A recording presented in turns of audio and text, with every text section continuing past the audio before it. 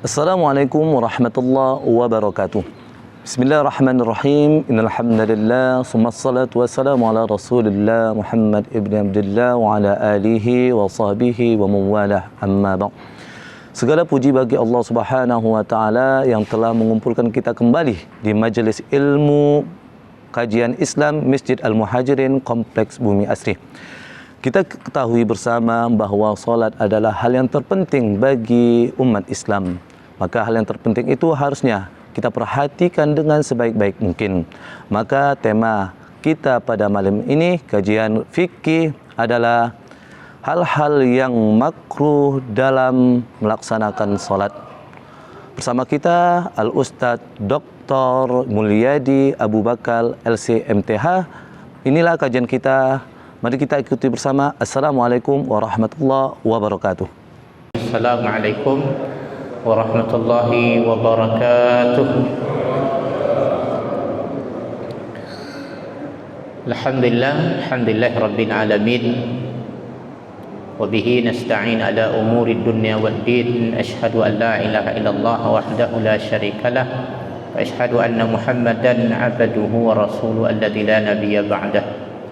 Allahumma salli wa sallim ala nabiyyina Muhammad wa ala alihi wa sahbihi ajma'in. Amma ba'd. Hadirin wal hadirat jamaah salat maghrib Masjid Al-Muhajirin Kompleks Bumi Asri yang dirahmati oleh Allah. Alhamdulillah dalam keadaan sehat walafiat. Malam ini kajian kita tentang babu makruhatis salah, bab atau subbab tentang yang makruh ya. Makruh pada salat. Makruh yang berhubungan dengan salat. Yang makruh ya, berhubungan dengan salat ini terbagi kepada 4 bagian. Yang pertama, makruhatun min nahiyati makanis salah. Makruh ditinjau dari tempat salat. Yang kedua, makruhatun min nahiyati halil musalli. Makruh ditinjau dari segi keadaan orang yang salat. Yang ketiga, makruhatun min nahiyati mukhalifati ba'di sunani au tarkiha. Makruh karena menyelisihi sunnah atau meninggalkan perbuatan sunnah di dalam salat. Yang keempat, makruhatun min nahiyati fi'liha. Makruh karena perbuatan orang yang salat. Hadirin wal hadirat rahimakumullah, kita bahas bagian yang pertama, yaitu makruhatun min nahiyati makanis salah. Makruh ya, karena ditinjau dari tempat salat. Makanus salah, tempat salat. Yang pertama, salat ya. As-salatu fil hammam. As-salatu fil hammam. Salat di hammam. Apa makna hammam? Makna hammam adalah kamar mandi atau tempat mandi. Al-hammam fi kutubil fiqhi. Makna hammam di dalam kitab fikih huwa al-mu'addu lil ghuslil faqat. Tempat yang disediakan hanya untuk mandi saja, itu hammam. Jadi kalau sudah ada tempat buang air besar, buang air kecil, itu bukan hammam lagi. Jadi makruh. Misalnya kita punya kamar mandi, enggak ada WC-nya di sana. Boleh enggak solat di sana? Boleh, tapi makruh. Ya. Makruh fil hammam. Hammam itu tempat mandi. Yang kedua, makruh dari segi tempat juga, as-salatu fil maslah. Salat di maslah. Apa makna maslah? Al-maslah ay mawdi' salkhul thiyab. Mawdi' maudhi'us salkhisya, tempat meletakkan baju, menggantungkan baju. Di sini disebutkan ya, aina za'aha, kalau di sini sebutkan membuka baju, wa yakunu bil qarbi minal hammam, tempat maslah tadi itu dekat dari kamar mandi. Artinya kamar mandi, jadi kalau sekarang dipisah misalnya begini, dibagi dua, ini tempat buka baju, ini tempat showernya, mandi khusus. Ini tempat gantung baju kita membuka aurat kita, yang tidak kena air percikan dari shower tempat kita mandi. Itu juga makruh hukumnya sholat di sana. Kalau sholat boleh. Misal jamaah membludak di rumah kita, ada cara, ada sholat jamaah, sholat di sana. Tapi makruh, bukan haram. Tempat membuka baju, ya, mau mandi dibuka baju di situ. Yang ketiga, as-salatu fil ma'tan, atau dibaca al-ma'tin, bisa keduanya dibaca. Solat di al-ma'tan itu tempat unta antri setelah minum. Jadi unta tahu antri. Kalau orang nggak tahu antri itu lebih buruk dari unta, ya, nggak tahu ngantri. Artinya apa? Unta tadi minum, setelah minum ada tempat tersendiri dia berdiri di sana. Ini, ya. Setelah minum unta, kemudian antri dia untuk minum selanjutnya. Itu disebut dengan ma'tan atau ma'tin. Jadi menunggu giliran selanjutnya. Itu juga disebut makruh solat di sana. Misalnya kita nanti ke haji, ya, pergi umrah, kebetulan sampai waktu solat di sana, maka tempat solat itu makruh hukumnya. Tempat unta atau onta antri setelah minum, menunggu giliran selanjutnya. Yang ketiga. Yang keempat, as-salatu fil majzarah, solat di tempat penyembelihan hewan, ya, tempat penyembelihan hewan. Ini tentunya yang nomor 3 dan nomor 4 di dalam mazhab Syafi'i perlu digarisbawahi bahwa tempat yang nomor 3 tadi, onta ngantri setelah dia minum, ngantri untuk giliran selanjutnya, untuk digarisbawahi di sana tidak ada najis onta, tidak ada kotoran. Karena dalam mazhab Syafi'i kotoran onta itu najis. Lain mazhab yang lain, memang ada mazhab yang lain mengatakan tidak najis, hewan yang dimakan dagingnya kotorannya tidak najis.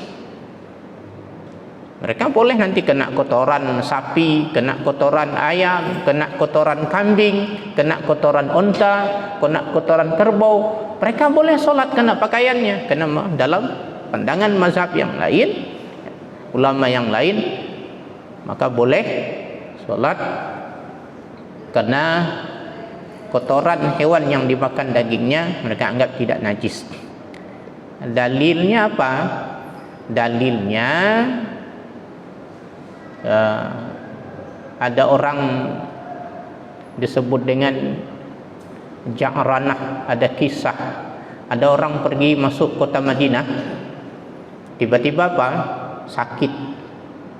Nabi menganjurkan minum air kencing unta dicampur dengan air susu unta, kemudian sembuh penyakitnya. Apa yang terjadi? Dibunuhnya pemilik unta tersebut, kemudian untanya diambil. Kabar ini sampai ke Rasulullah sallallahu alaihi wasallam. Rasul sangat marah kalau yang begini. Apa yang terjadi? Nabi kirim pasukan beberapa orang sahabat untuk mengejar orang ini. Akhirnya orang ini yang perampok tadi ketemu di padang pasir. Apa yang dilakukan oleh Nabi sallallahu alaihi wasallam? Nah, ini luar biasa yang dilakukan. Orang sudah dikasih obat, udah diobatin, khianat, nggak tahu terima kasih. Kalau nggak terima kasih nggak apa-apa, ini khianat lagi, dibunuhnya. Dipotong oleh Nabi tangannya, ya, tangan kanan, kaki kiri, selang gitu, ya. Kemudian apa? Ditusuk matanya. kedua-duanya dibiarkan di padang pasir itu mati dengan sendirinya. Itu kisah itu ma'ruf di dalam kisah hadis. Jadi dalil ini ada ulama mengatakan dalilnya bahwa ini hewan yang dimakan dagingnya seperti unta, air sendinya tidak najis karena buktinya Nabi memerintahkan untuk diminum orang yang sakit ini. Ini bagi mazhab yang lain. Kalau mazhab Syafi'i bagaimana menanggapi hadis ini? Mengatakan ini khusus kepada orang tersebut, tidak umum, karena kejadiannya hanya pada waktu itu, tidak terjadi pada waktu yang lain. Banyak loh sahabat yang sakit, ya. Tidak ada riwayat sahabat pula yang minum air seni unta. Jadi tergantung kita nanti mau mengamalkan, itu dipersilakan, ya. Yang kemudian tempat menyembelih hewan juga perlu digaris bawahi, tidak ada darah di sana, tidak ada najis, ya. Makruh. Tapi kalau ada darah, ada najis, dalam mazhab Syafi'i tidak boleh sama sekali. Termasuk nanti ada hadis Nabi sholat di kandang kambing. Kata Nabi, jangan kalian sholat di kandang unta, karena unta itu daripada syaitan. Khulikat min syayatin, diciptakan dari syaitan, ya. Berarti unta keturunan setan loh, bukan begitu maknanya, bukan secara harfiah. Ternyata perbedaan sifat karakter unta dengan kambing itu beda. Kalau kita ini yang punya kambing, silakan nanti sholat di samping kambingnya, ya. Perhatikan nggak ada najis, silakan sholat. Kambing itu akan tenang, ya, nggak mengganggu orang sholat, nggak mengganggu pemiliknya. Tapi silakan sholat di dekat unta, nanti diganggu, bisa unta itu mengganggu. Maka kata Nabi tidak boleh sholat di kandang unta. Kalau seandainya, dari sini berarti kalau seandainya satu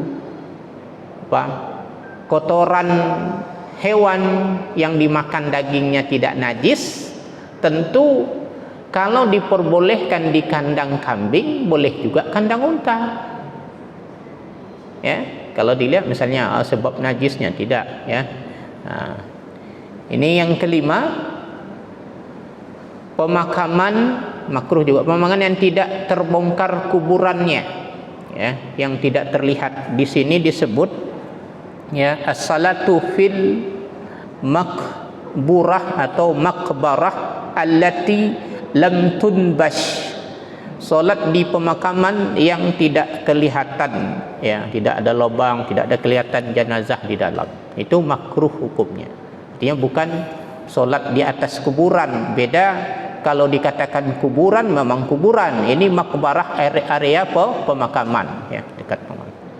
Ini juga makruh hukumnya. Kemudian yang keenam, salat di tempat ini, salat tulis ini, pembuangan sampah, ya. Yang keenam, as-salatu fil mazbalah, salat di tempat pembuangan sampah. Kalau di sini disebut dengan TPA, tempat pembuangan sampah akhir, ya. Jadi tidak boleh salat, tapi makruh. Nanti tidak khusyuk solatnya karena sengatan baunya. Kemudian yang ketujuh, solat di jalan. Nah, ini ada videonya orang solat di jalan. Mungkin lagi gila orangnya, ya. Ada video dikirim orang solat di jalan. Kita terhalang orang lain. Ini baik jalannya jalan umum yang digunakan, atau orang kayak gini di pintu, maka usahakan kita jangan sholat di pintu. Ada orang mau pulang, ini terhalang, nggak boleh. Ada orang mau pulang, mungkin ibunya sakit, istrinya sakit, dia sempatkan sholat berjamaah untuk dapat 27 derajat pahalanya. Mau pulang dia nggak bisa, ada orang sholat di sana, sholat sana. Nah, ini kalau kita sudah sholat wajib, nanti sholat sunnahnya carilah tempat yang tidak menghalangi orang untuk pulang jalan. As-salatu fit tariq, ya, jalan. Termasuk ini nanti buat pesta, jangan sekali-kali menghalangi jalan orang lain. Buat pesta itu haram hukumnya. Fatwa MUI itu masih berlaku, haram hukumnya. Ternyata yang buat pesta di jalan, mohon maaf, cuma kita orang Islam aja kebanyakan. Orang Islam, Muslim yang mengganggu. Padahal ini orang mau lewat terhalang. Nanti orang bukan doa untuk barakallahu laka wa baraka alaika wa jama'a bainakum fi khair, tapi doanya doa laknat. Kurang ajar yang buat pesta, buat saya jalan, ya. Astagfirullahaladzim, ya.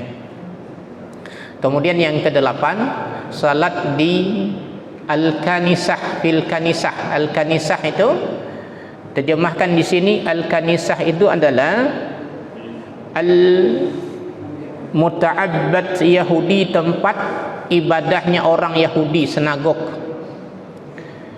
Dan al-bi'ah, gereja, tempat ibadahnya orang Nasara, orang Kristen. Ini juga makruh. Ini sekarang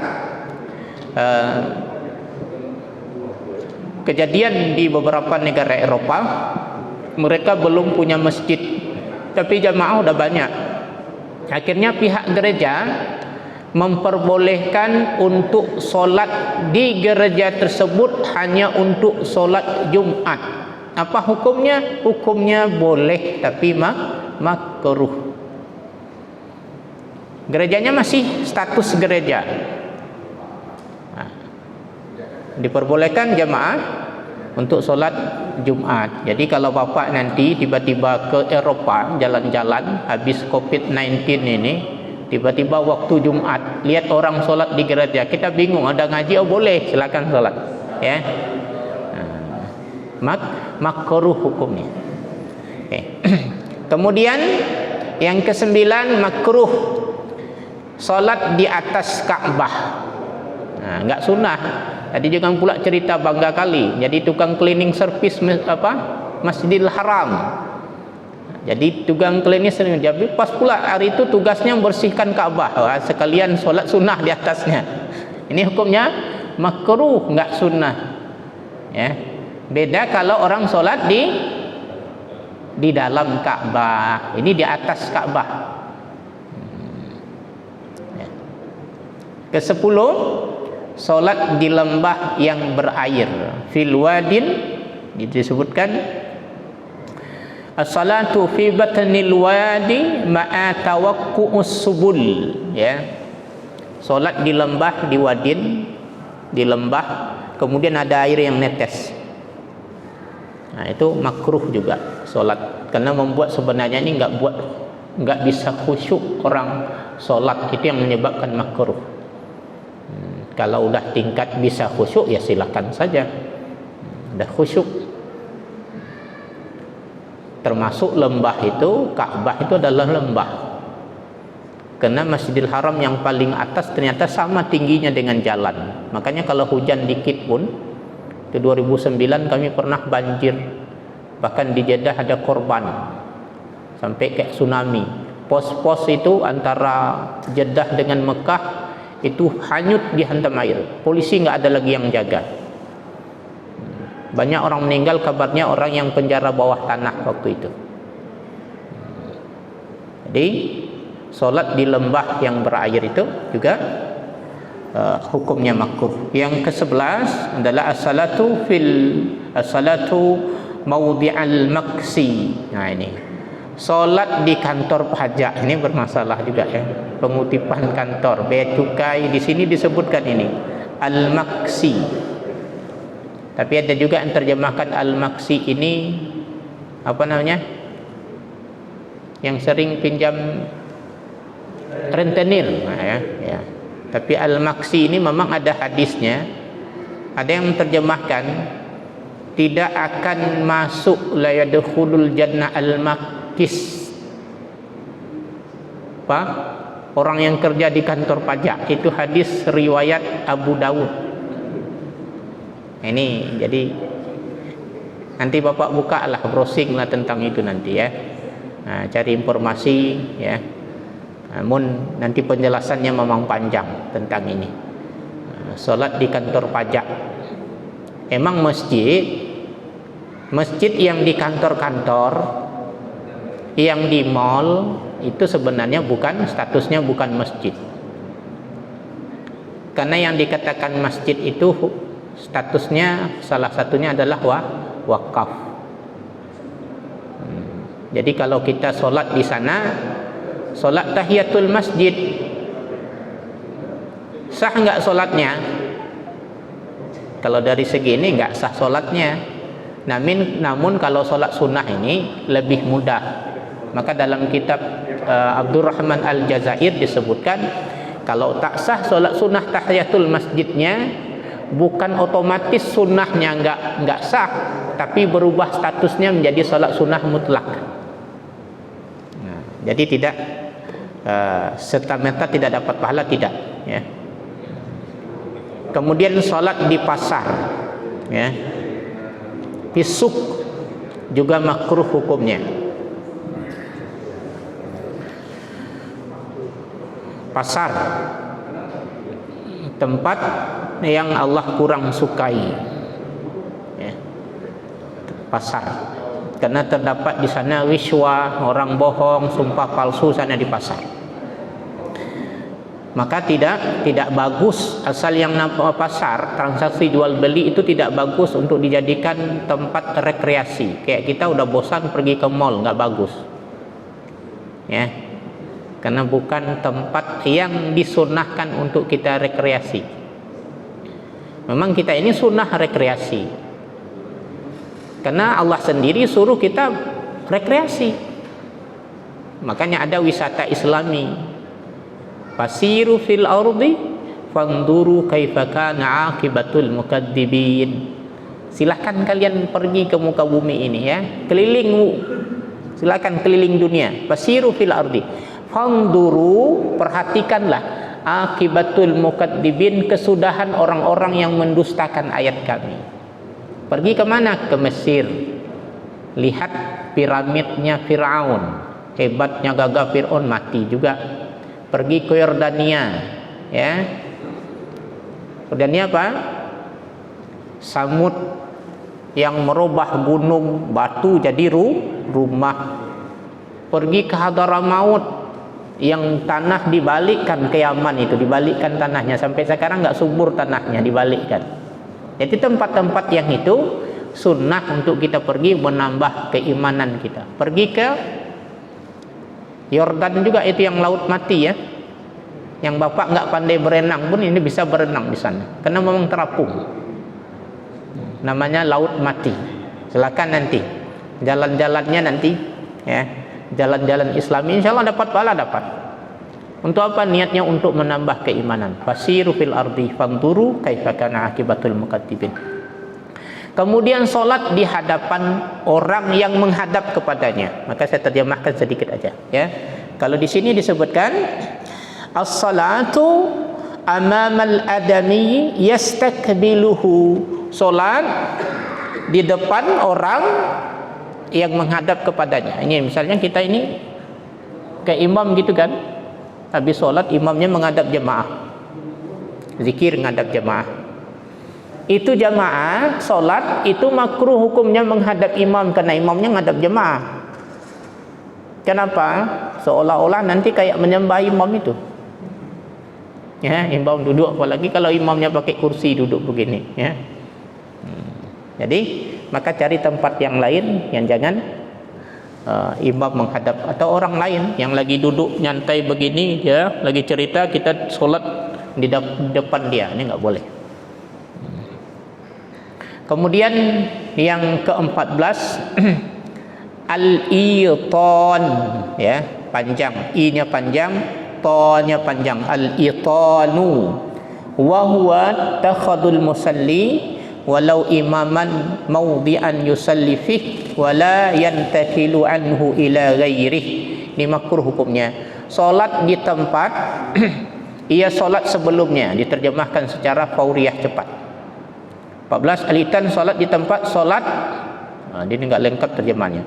Salat di tempat ia solat sebelumnya, walau kana imamam, sekalipun dia jadi imam.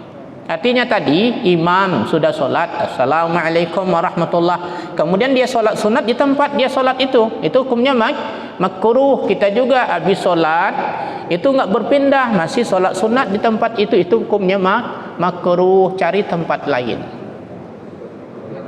ya. Tempat lain itu apa? Untuk banyak yang saksi.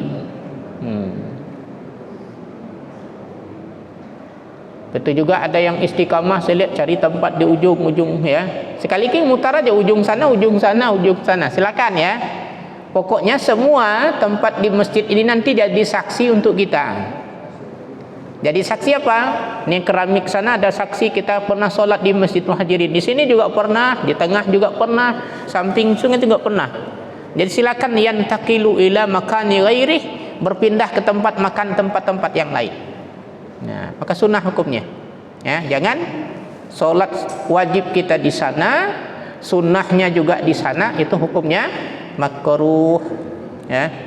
Yang ke-15 adalah as-salah musawiyan lil imam fil mauqif, sejajar dengan imam fil mauqif, ya, safnya. Maka kalau mazhab Syafi'i, walaupun hadis Ibnu Abbas, Nabi menarik telinga Ibnu Abbas, karena pertama Ibnu Abbas solat sunnah tahajud, kemudian ditarik berdiri di kiri Nabi, kemudian ditarik oleh Nabi untuk solat di samping kanannya. Namun dalam mazhab Syafi'i sudah digarisbawahi, solat sejajar dengan imam, kaki kita begini dengan imam, itu hukumnya makruh, kecuali nanti nggak ada saf lagi. Saf nggak ada lagi, penuh orang saf, imamnya di sini, kita nggak ada saf, lihat saf udah penuh, maka cari saf ini di sini boleh, silakan, ya. Salatnya sah, jamaahnya sah, cuma makruh hukumnya. Yang kedua, pembahasan yang kedua adalah makruhatun min nahiyati halil musalli, solat dalam keadaan, ya,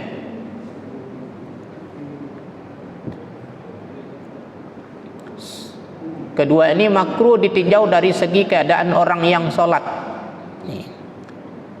Yang pertama, orangnya adalah salat dalam keadaan hakinan, menahan kencing, buang air kecil. Ini nggak boleh, dah sesak kali. Kalau bahasa orang Medan dah sesak kali, ya. Nggak boleh menahan kencing, silakan buang air kecil dulu.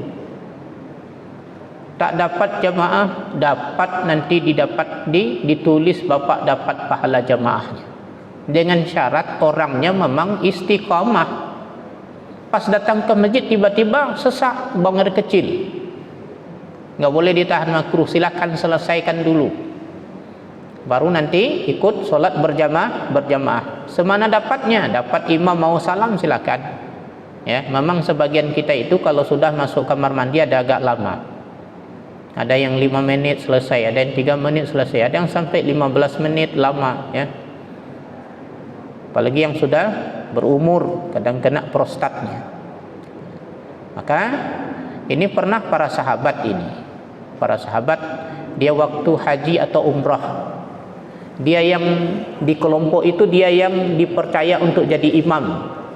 Tiba-tiba sudah iqamah, dia pergi ke kamar mandi, ditunggu oleh sahabat yang lain. Dia bilang, tidak, silakan kalian sholat dulu, karena inilah yang diperintahkan oleh Rasulullah sallallahu alaihi wasallam. Kemudian yang kedua, salat dalam keadaan hakiban. Hakiban ini menahan buang air besar. Ini juga tidak boleh, makruh hukumnya. Ya. Kemudian yang ketiga, salat dalam keadaan haziqan, ya. Haziqan wa huwa alladhi yudafi'ur rih, orang yang menahan buang angin, buang kentut, ditahannya sampai merah mukanya, ya. Enggak boleh. Karena kentut itu rupanya satu nikmat yang luar biasa juga. Maka bahagialah orang yang bisa kentut hari ini. Karena kalau kita habis operasi, itu yang ditanya dokter apa? Udah kentut enggak? Kalau belum kentut itu dia enggak boleh pindah ruangan itu. Tunggu.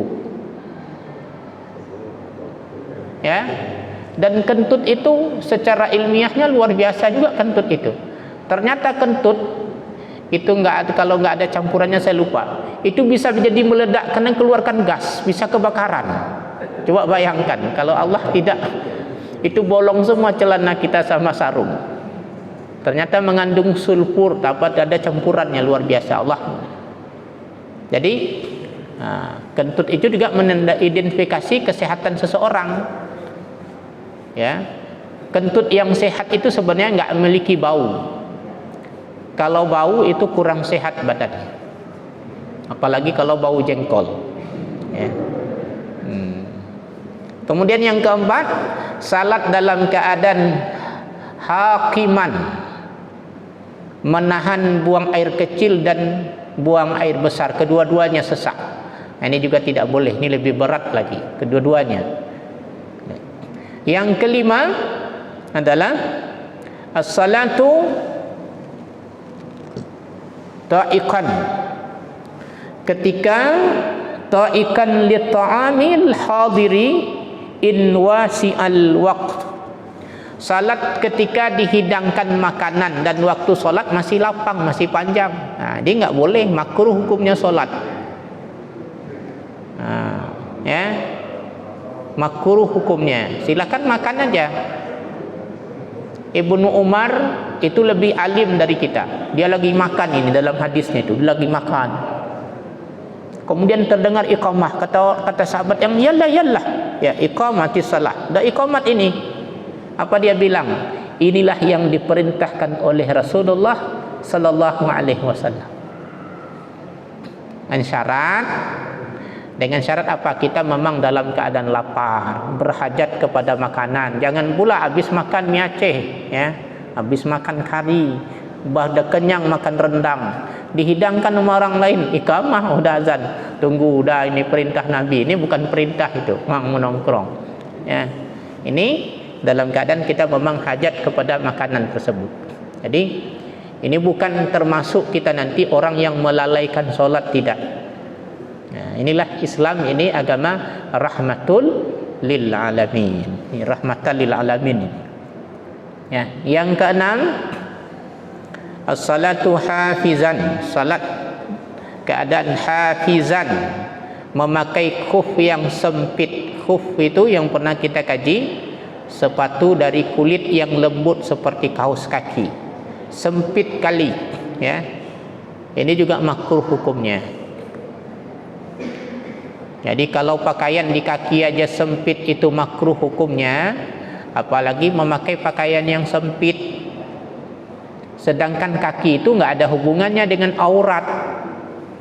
Kita nggak ada hubungannya sama laki-laki aurat, apalagi orang yang pakai kaos oblong sempit, pakai celana jeans. Ketika dia sujud, ketika rukuk terbuka auratnya. Ini bukan makruh lagi. Ya. Kemudian yang ketujuh, salat dalam keadaan marah. Nih, as-salatu ghuzbanan, dalam keadaan marah. Kalau lagi marah, tunggu dulu salat. Tenangkan diri dulu. Cara menghilangkan marah itu, ya, berwudu. Ya, kalau lagi berdiri, bapak marah kali sama istri, ya, lagi berdiri, silakan duduk. Kalau sudah duduk belum hilang juga, berbaring. Ya, ini sunnahnya. Itu cara meredakan marah. Berwudu, kemudian membaca a'udzubillahi minasyaitonirrajim, berulang-ulang terus, a'udzubillahi minasyaitonirrajim, a'udzubillahi minasyaitonirrajim, a'udzubillahi minasyaitonir. Duduk, kalau belum juga hilang dan duduk, berbaring sambil memohon perlindungan Allah Subhanahu wa taala. Karena lagi marahlah kita dalam keadaan lemah. Setan bisa mengganggu kita, mengendalikan akal kita. Ya, karena dia kendaraan syaitan itu adalah hawa nafsu. Karena ketika marah itu akal seseorang hilang. Maka kalau lagi marah, hilangkan dulu marahnya, kemudian baru sholat. Kemudian yang kedelapan, salat dalam keadaan muttabi'an, terbuka bahu kanannya. Nah, ini sering kita kesalahan dalam umrah dan haji. Umrah dan haji, ketika kita tawaf, kita disunahkan kita buka bahu kanan. Bahu kanan disuruh buka, karena ini sunnah perbuatan Nabi sallallahu alaihi wasallam. Ini fi'lun Nabi, perbuatan Nabi. Ketika dari Madinah, Nabi sallallahu alaihi wasallam ketika itu orang kafir musyrik masih di sekitaran Ka'bah nonton Nabi dan para sahabat. Apa mereka katakan? Mereka itu dari Madinah dalam keadaan letih, lesu, ya, udah kurang tenaganya, nggak sanggup itu mereka nanti itu keliling-keliling. Coba lihat nanti itu. Ya, makanya Nabi buka bahu kanannya, karena Nabi itu kekar badannya. Buka, makanya lari itu 3 putar, nampakkan kekuatan, sunnah. Maka setelah tawaf tak sunnah lagi ini dibuka, ya. Setelah tawaf nggak sunnah lagi, tutup. Baru kita sholat di belakangnya makam Ibrahim, sholat di sini dalam keadaan tertutup bahunya tadi. Nggak boleh muttabi'an, terbuka bahunya, itu makruh hukumnya. Maka kalau kita bimbing setelah itu, maka perintahkan apa-apa yang masih terbuka bahunya silakan tutup, karena kita mau sholat sunnah setelah tawaf, ya. Setelah sunnah tawaf, maka kita carilah lurus setentang dengan multazam antara pintu Ka'bah dan Hajar Aswad. Kita berdoa, doanya tidak ditolak oleh Allah Subhanahu wa ta'ala. Kemudian yang ke-9, salat dalam keadaan memakai sandal, naisan, ya. Dulu sunnah, sekarang tidak sunnah lagi memakai sandal. Ini ulama-ulama kontemporer mengatakan tidak sunnah lagi, karena itu ada ilahnya. Ilahnya apa? Apabila hilang ilah sebab hukumnya, dulu orang Yahudi dan Nasara itu dalam ibadah mereka tidak pakai sandal. Maka kata Nabi, silakan kalian solat pakai sandal supaya beda dengan orang Yahudi dan Nasara. Sedangkan zaman sekarang orang Yahudi dan Nasara ketika mereka ibadah pakai sandal, pakai sepatu di dinding ratapan, ya.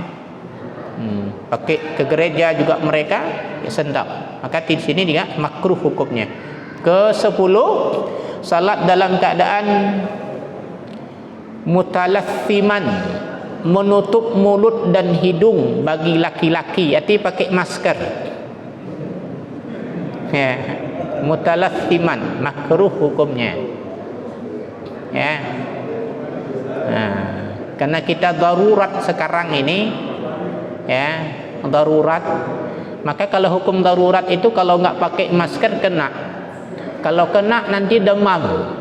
Kalau demam tidak bisa sholat berjamaah sendiri, haram hukumnya. Maka kalau begitu lebih kuat untuk memakai masker daripada tidak memakai masker. Nah, jadi kalau dalam keadaan normal, maka jangan pakai masker. Di rumah kita jangan pakai masker pula sholat. Di ruangan terbuka kayak di luar, saya lebih suka nggak pakai, kecuali di ruangan tertutup,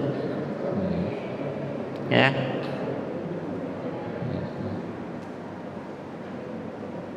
Ini memang ada yang mengatakan nggak sah, nggak, makruh. Memang banyak hadisnya ini tentang mutalassiman, ya, memakai masker. Ini kalau dalam bahasa lamanya itu menutup mulut dan hidung. Kalau sekarang yang nutup mulut dan hidung itu masker. Kemudian niqab bagi perempuan itu memakai cadar, nggak boleh, ya, memakai cadar. Perempuan hukumnya makruh memakai cadar. kalau solat. Kemudian solat dalam keadaan terbuka kepala dan bahu. Nah, ini orang solat pakai singlet, ya, nggak pakai pula peci, hukumnya makruh, ya.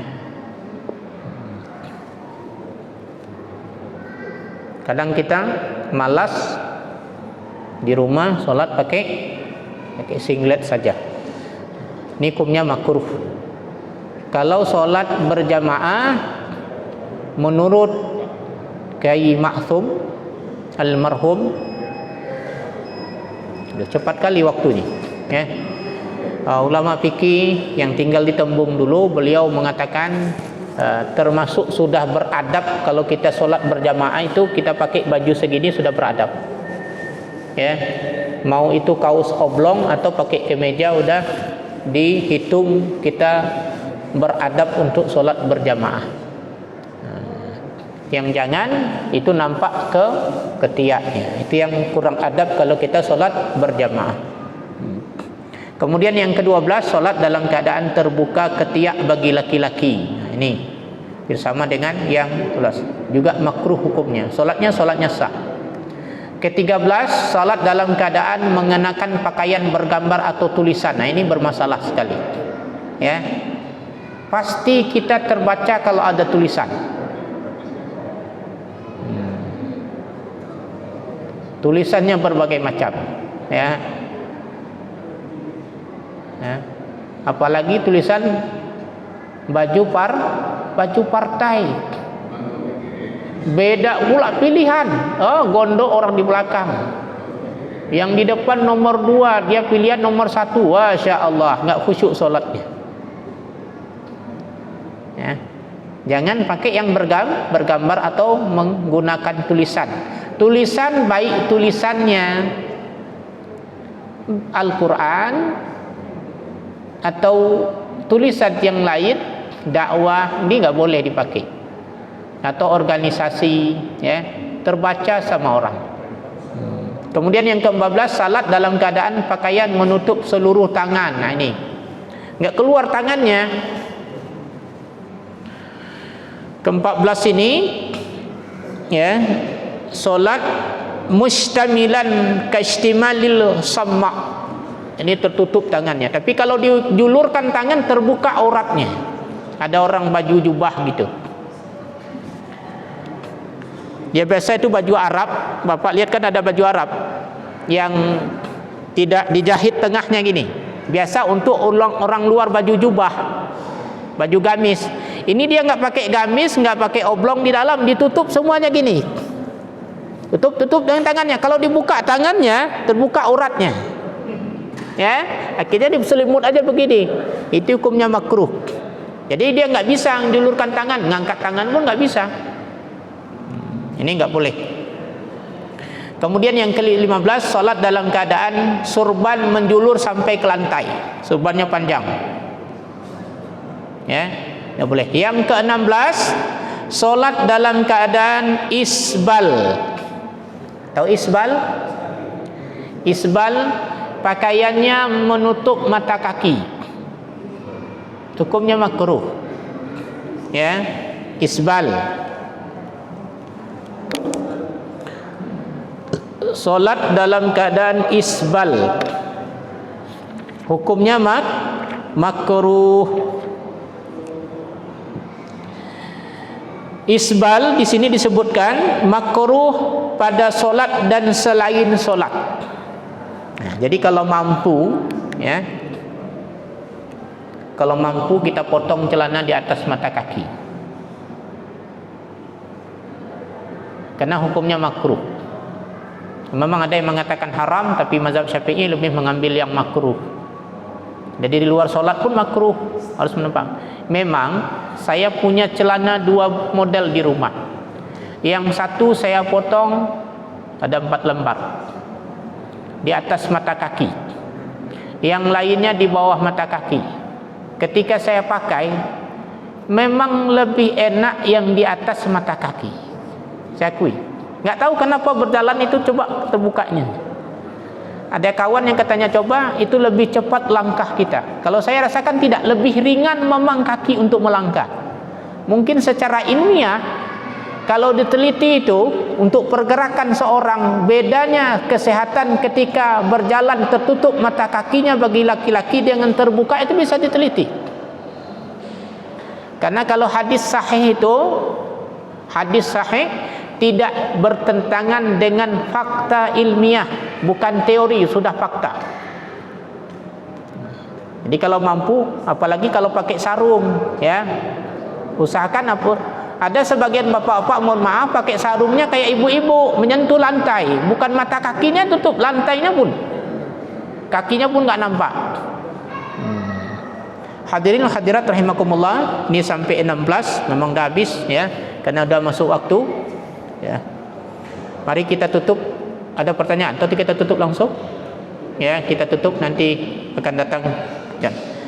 Mari kita tutup kajian kita dengan mengucapkan alhamdulillahirabbil alamin dan doa kafaratul majlis. Subhanakallahumma bihamdika asyhadu an la ilaha illa anta astaghfiruka wa atubu ilaik. Allahumma inna nas'aluka ilman nafi'a wa fahman wasi'a wa rizqan halalan thayyiban wasi'an mubarakan min dik. Allahumma inna na'udzubika min ilmi la yanfa' wa min qalbi la yakhsha' wa min nafsi la tashba' wa min du'a'i la yusma' innaka antas sami'ud du'a qaribun mujibu da'wati qadiyal hajat. Rabbana atina fid dunya hasanah wa fil akhirati hasanah wa qina adzaban nar. Wa sallallahu wasallam ala sayyidil anbiya mursalin Muhammadin nabiyil ummi wa ala alihi wa sahbihi ajma'in. Walhamdulillahi rabbil alamin. Afwan minkum. Assalamualaikum warahmatullahi wabarakatuh. Alhamdulillah, saudara-saudaraku yang dirahmati oleh Allah Subhanahu wa taala, telah kita dengarkan pemaparan dari Al-Ustadz Dr. Mulyadi Abu Bakar LC MTH. Semoga apa yang telah kita dengarkan tadi menjadi i'tibar bagi kita bisa mengamalkan dan menyebarluaskan kepada saudara-saudara kita.